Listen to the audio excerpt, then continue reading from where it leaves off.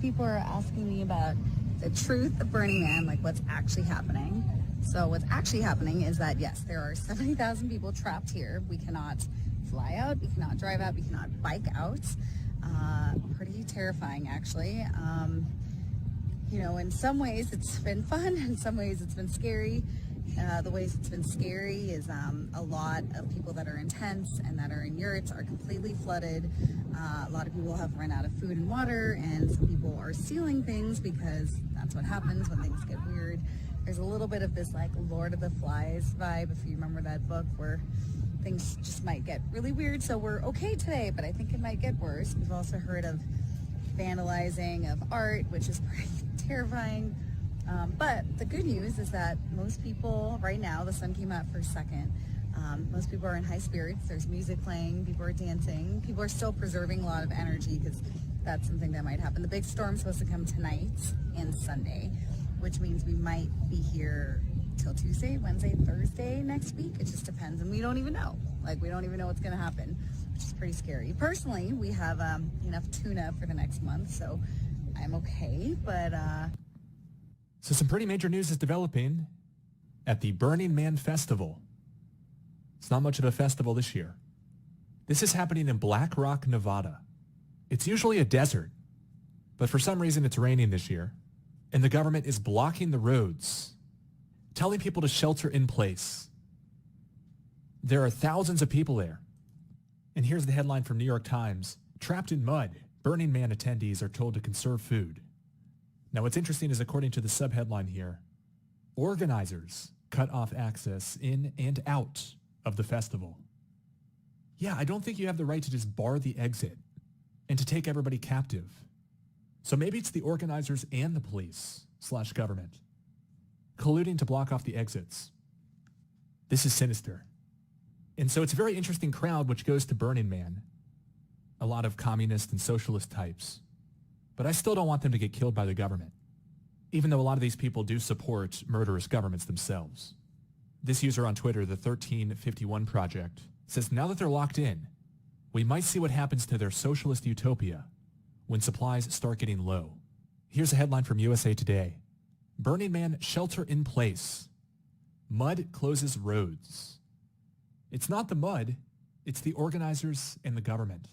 Thousands told to conserve water and food. So another iteration of this pattern that we keep seeing with the road closures. Evacuate, shelter in place, stay at home, leave your home. Just governments barking orders at people. This could get really bad here. So for example, that video we just watched where the woman said that they had tuna for months. But then the question is, do the prepared people help out the others? I think this is an orchestrated situation. And all these unsuspecting people are now in a super intense psychological experiment. And I think this could really devolve quickly.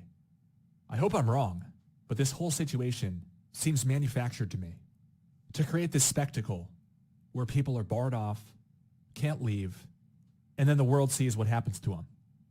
So now it seems obvious that footage we saw just a couple days ago with the climate change protesters blocking the road and the police coming in and knocking it over with force, that event seems even more staged at this point.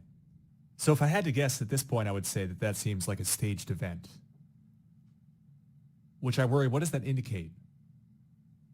There was this huge event that the whole world saw, probably hundreds of millions of times.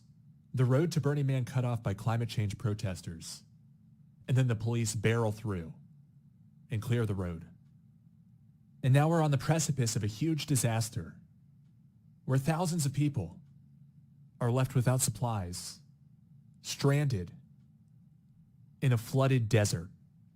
First, the climate change protesters block the road, and the police get angry and knock it over. And then just days later, the news is going to tell us that climate change is locking all these people at the Burning Man Festival. All of these thousands of people, unsuspecting, innocent people, are being locked down, told they're not allowed to exit, not allowed to go home, and to conserve their food and water. Now, this story is still young, and we'll have to see what happens. But I think things are setting up to be calamitous. A lot of people have run out of food and water, and some people are stealing things because that's what happens when things get weird. There's a little bit of this like Lord of the Flies vibe, if you remember that book where we were joking like there's going to be all these rumors that 70,000 people are stranded in the desert and they're out of food and it turned into Hunger Games. All right. At the time I'm publishing this video, I'm starting to see breaking news about quarantines and fencing being put up around the camp. Major news will be covered in the next episode. I might not be able to post it onto YouTube. So make sure to subscribe to my backup channel and also to my Rumble. I think this is going to become a huge story for months and months. That's my guess at this point.